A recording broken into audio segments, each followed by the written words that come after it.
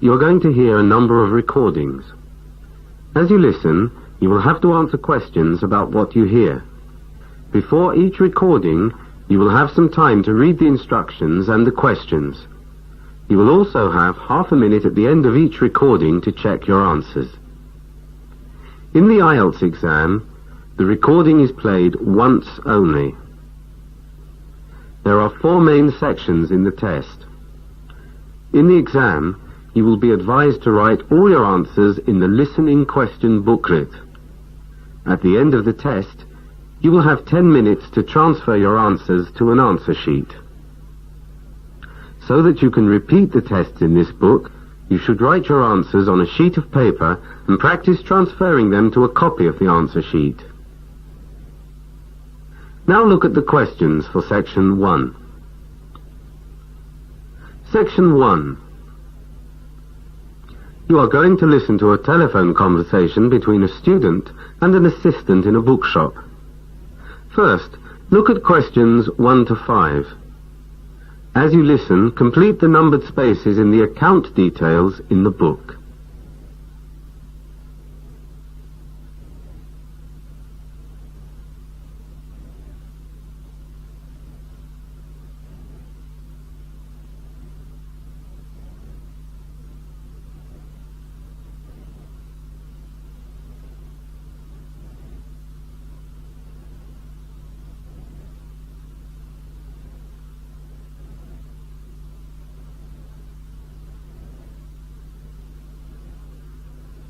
You can see that the first piece of information has been completed.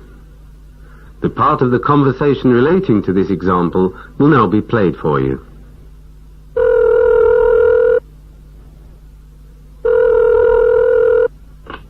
Christie Bookshop, Bridge Street. Doris speaking. Can I help you? Is that the University Bookshop? Yes, it is. I'd like to place an order for some books, if I may. Have you got an account with us? No, not yet. I haven't started university yet. I'll be starting in October, but I'll be coming in early to have a look round and to get settled in and wanted to order some books. You can see that the student is new to the university and does not have an account. So the answer is no. Now the test will begin. Remember, you will hear the recording only once, so answer the questions as you listen. Now listen to the first part of the conversation and answer questions 1 to 5.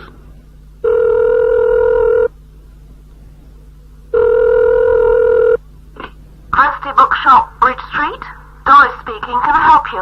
Is that the University Bookshop? Yes, it is. I'd like to place an order for some books, if I may. Have you got an account with us? No, not yet. I haven't started university yet. I'll be starting in October, but I'll be coming in early to have a look round and to get settled in and wanted to order some books. Right, I see. Would you like to open an account? I don't know. Well, you get a student discount on all book purchases. Oh, how much is that then? 15% for first-year students. 15%? That sounds all right. You just have to make sure that you settle your account at the end of each month. Okay. Well, I might as well open one then. I just need to take down some details. Do you want the account to be at your term time address or your home address? They're the same. Right. First of all, can I have your name? Nazreen Kerrigan.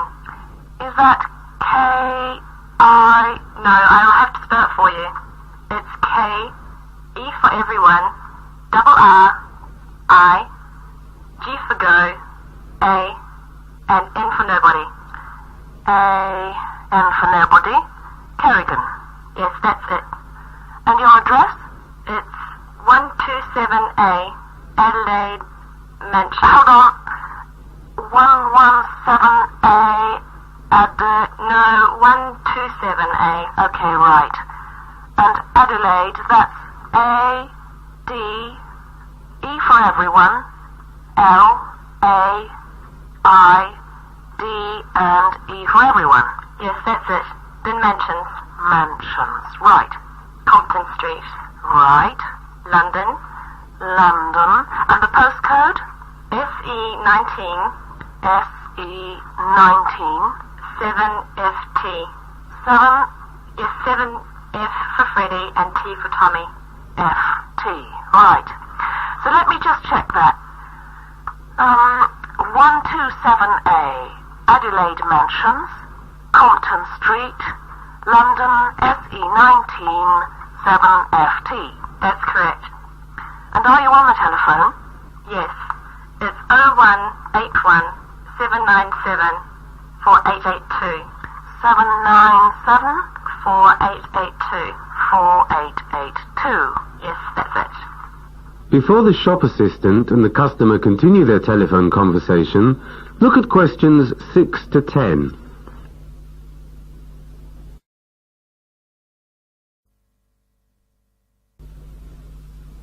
As you listen to the next part of the conversation, for questions 6 to 8, put a tick in the appropriate space if the information is correct.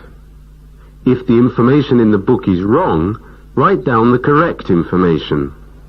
You can see that there is an example in the book. For questions 9 and 10, there are 4 alternatives, A, B, C, and D. Decide which alternative is the most suitable answer and circle the appropriate letter. Right, that's that out of the way. And which books would you like to order? Well, I just want 4 books to start off with. Have you got Physics in the Age of Technology by Adriana Stern? Physics in the Age of... It's out of stock, I'm afraid. Oh, okay. Would you like me to order it for you? No. What about, Mathematics and Physics by Professor I. Lovett? Experimental... Just wait. Mathematics in Physics by Professor I. Lovett. Let's just check that. Right, here we are. Yes, we've got it in stock. It's £27.95. £27.95? With a discount? I'm afraid, yes. The next one? Experimental Physics by Simon Blair and Violet Boyd. Experimental Physics by Simon Blair and Violet Boyd. Okay, let's see. That's £29.50. Okay. And Physics for the First Year Student by A. Lasker. Physics for the First Year Student? That's £25. Okay. I'll stick with these 3 for the moment. Right. Would you like to have the books posted to you? No, it's okay. I'll come in one day this week and pick them up. All right. When you come in, can you bring 2 forms of identification? Okay, like what? Credit card, driving license, a check card, and... Okay. And your letter confirming admission to the university. Yeah, okay. What time do you close? We're open until 6 p.m. every day except Thursday, when we close at 7:30. And you're on which floor? The physics department is in the basement. The books will be kept here, and as you're paying by account, we'll post the bill to you. Thanks. Bye. Bye-bye. That is the end of section 1. You now have half a minute to check your answers.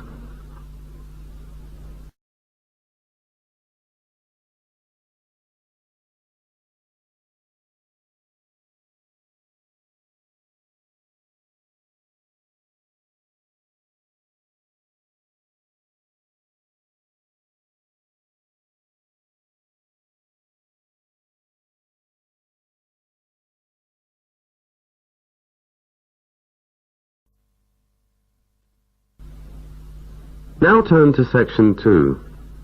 Section 2. You are going to hear a talk given by one of the student counsellors at a university. First look at questions 11 to 14.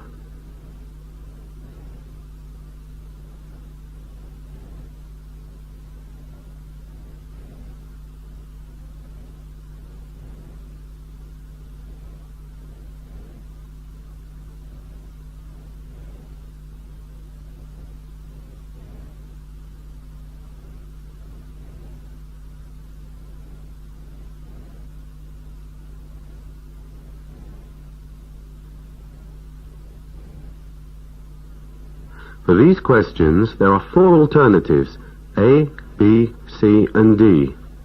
Decide which alternative is the most suitable answer about what you hear and circle the appropriate letter. Good morning. My name is Dave Eastman and I'm one of the 5 student counsellors in the university. And I'm here today to introduce myself to you briefly and to say just a few words about the Student Welfare Service. But before I begin, I'd like to thank your faculty head, Professor Anwar, for inviting me here to talk to you. At the end, I'll throw questions open to the floor. The service we offer is available on all 6 sites of the university campus. The 3 main sites have a counsellor available weekdays Monday to Thursday between 9:30 a.m. and 4 p.m. On this site, the office is situated in the Queen's Building on the 1st floor. I understand that all of you are based on this site, so I won't go into details about the others. Before the talk continues, look at questions 15 to 20.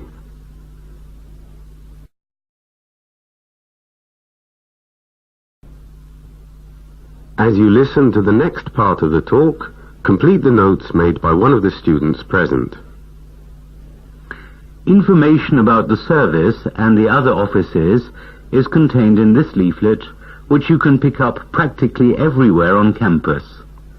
We also run a helpline, which is open after the office is closed.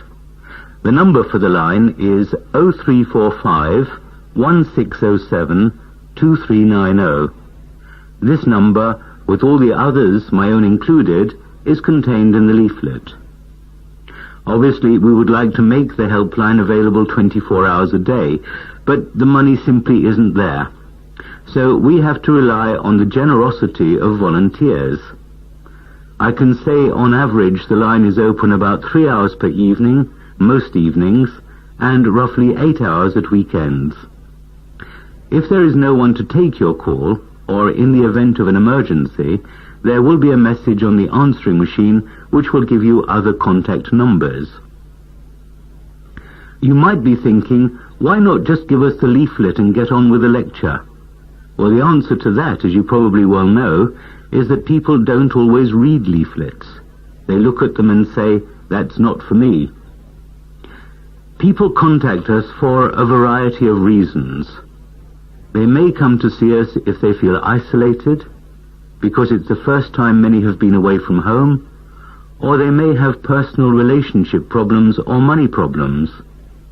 Certain times of the year bring increased pressure to bear on students, the exam time being the main one, and I'm not just talking about finals. Preparing a paper for a tutorial or a seminar can also be a stressful exercise. On occasions like this, we are available to help you. We don't pretend that we have an answer for every problem, but we can try and help. And if we can't, we can usually refer you to someone who can. I would also like to take this opportunity to ask for volunteers for our advice helpline. You don't need any previous experience. And because you're newcomers to the university, it does not mean that you do not have anything to offer. We provide training and support for all volunteers. So if you'd like to get involved, see me at the end of this session. I'd like to thank you for listening, and now it's your chance to ask some questions. Yes, the gentleman in the 3rd row in the red t-shirt.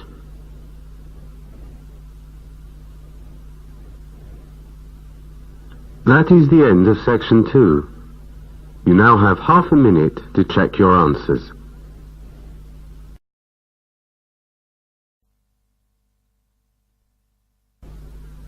Section 3. You are going to listen to a conversation between a student called Jim and a lecturer about an essay which the student Jim wrote. First look at questions 21 to 23.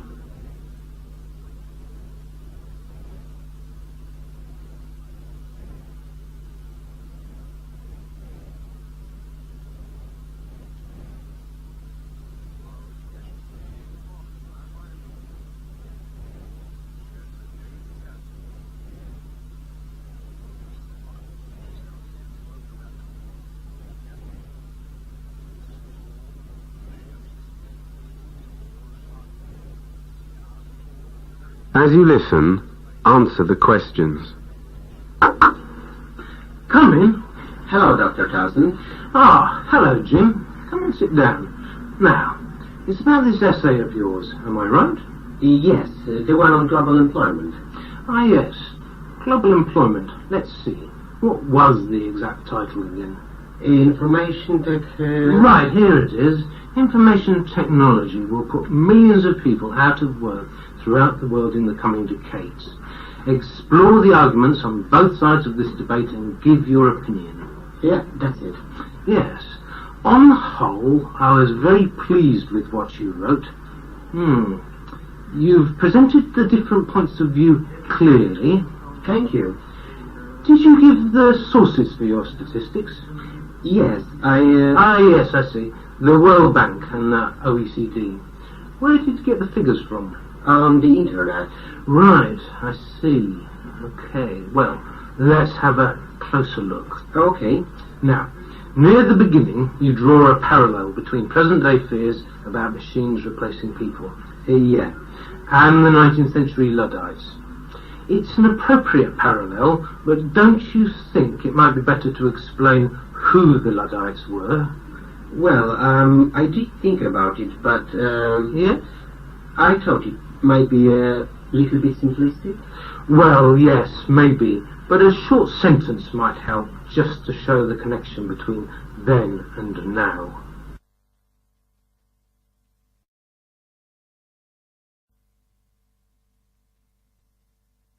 Before the conversation continues, look at questions 24 to 27.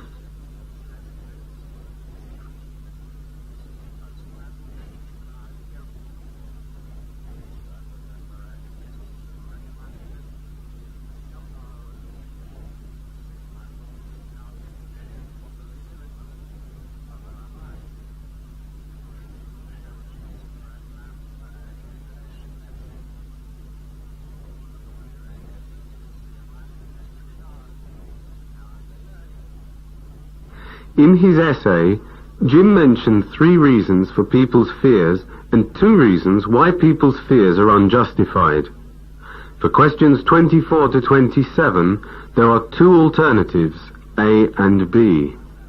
Decide which alternative is the most suitable answer and circle the appropriate letter. In the book, you can see that there is an example. Good. Let's move on then. Right. So, in the first paragraph, you describe 3 reasons for people's fears. IT is more pervasive in its impact than the effect of steam power or electricity, affecting service industries as well as traditional manufacturing. Second, IT is being introduced faster than earlier new technologies. And thirdly, that it makes it possible for jobs to be easily moved from one place to another. Could you have described any other reservations? Well, I suppose I could have said that the richer industrial economies fear the easy transfer of their jobs to poorer and therefore cheaper economies, but I felt it was too restricted a fear.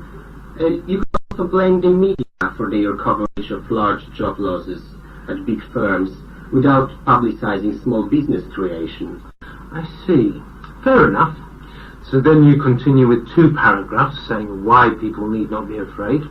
I see you start with the historic evidence that over the past 200 years of huge technological advance, employment and real incomes in rich industrial countries have risen fairly continuously. Yes. And you illustrate it by an OECD chart. Then you state that although jobs are destroyed by new technology, new ones are constantly being created which offset the losses. I liked your example here that as blacksmiths and coachmen disappeared, mechanics, drivers and car salesmen took their place. Before the discussion continues, look at questions 28 to 30.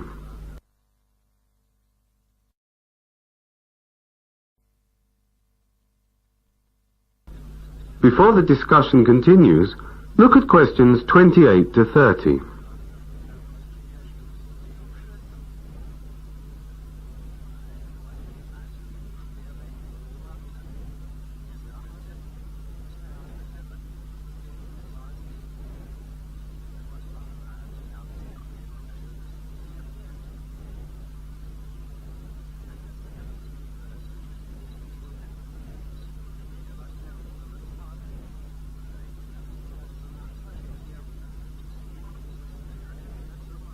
For questions 28 to 30, there are 4 alternatives, A, B, C, and D. Decide which alternative is the most suitable answer and circle the appropriate letter. Now, where were we? Yes, you said that although new technology may reduce the amount of labour necessary to produce a given volume of output, this doesn't necessarily reduce overall unemployment. Employment. Employment. Because technology can boost output and create new demand and new products. Yes. Perhaps you could have given some examples here of products which didn't exist 20 years ago. You mean things like VCRs, personal stereo, soft contact lenses? Yes, I suppose I should have done. And of course computers themselves, both personal and industrial. Good. So let's have a look at your conclusion. So you believe that on balance, given a favourable business climate and a well-educated, high-skilled workforce, there's no reason why IT should destroy jobs. Yes. You haven't explained what you mean by a favourable business climate. Well, I mean an environment where there aren't too many restrictions, rules and regulations like protectionism over goods, and restrictions on work practices, and perhaps minimum wage levels that are too high. I see. Well, you've certainly thought through the issues, but they are complex, and perhaps you could have gone into them rather more deeply. However, as I said at the beginning, you're good and clear about your points, so I've marked it. That is the end of section 3. You now have half a minute to check your answers.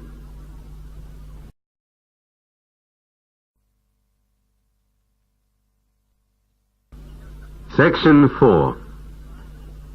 You are going to hear a talk given by a university lecturer to a group of design students. First, look at questions 31 to 37.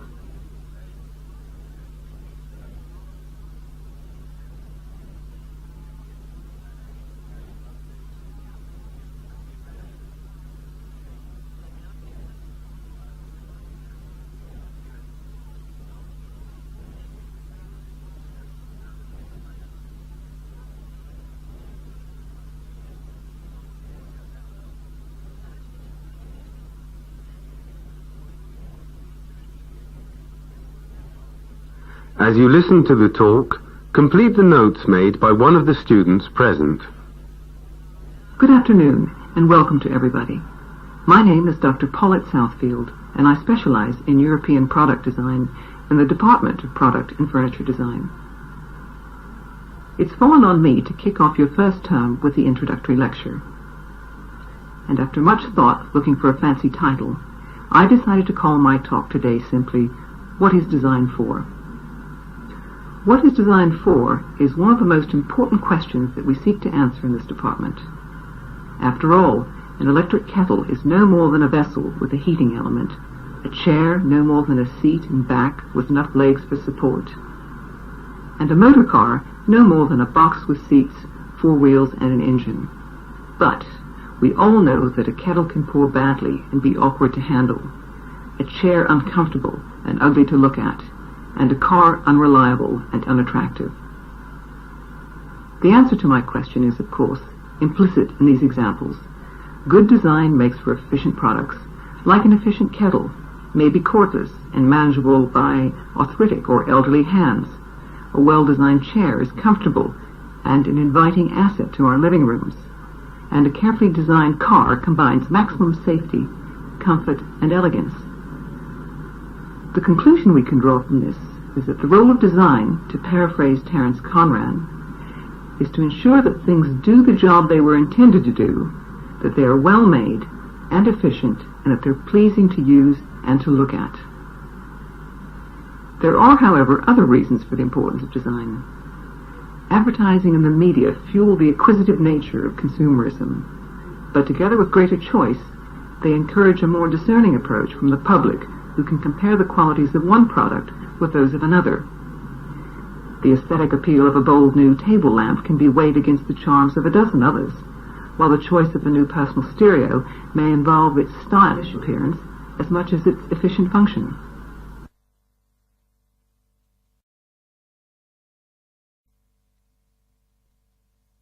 Before the speaker continues the talk, look at questions 38 to 41.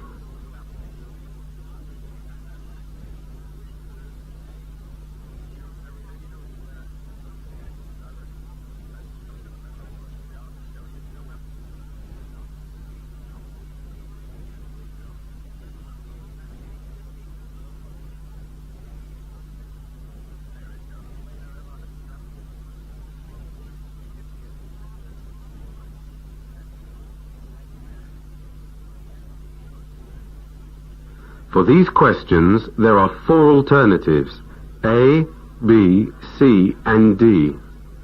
Decide which alternative is the most suitable answer and circle the appropriate letter. And yet there is another reason for the enhanced role of the designer in today's world of rapidly advancing technology. As the life cycle of every product grows ever shorter, the designer has to be working on an updated model as soon as the latest one is off the drawing board. Nowhere is this more evident than in the design of motor cars. The same technological advance has also made a huge impact in the field of medicine. And here the designer is involved in the development of new equipment, from the endoscope, the increasingly sophisticated dentist chair, and the robotic hospital porter, to the artificial hip replacement and other prostheses. Finally, we should not forget the role of design in the marketing wars. As manufacturers battle to enhance the desirability of their products over those of their competitors, the talents, imagination, and training of their designers are paramount. A proper appreciation of this factor can even be significant for national economies and their export markets. I'd like to end, though, with a few words on the relationship between good design and that elusive factor, quality of life. If we start by agreeing that living is more than just existing, we must admit that living with everyday things that are aesthetically pleasing as well as effective enhances that quality. Most of us react against things which are coarse, feeble, or pretentious, but are drawn towards things which embody efficiency, imagination, and style. In the words of French designer Roger Talon, design is first and foremost an attitude. Now, if anyone would like to ask any questions or raise any further points. That is the end of section 4. You now have half a minute to check your answers.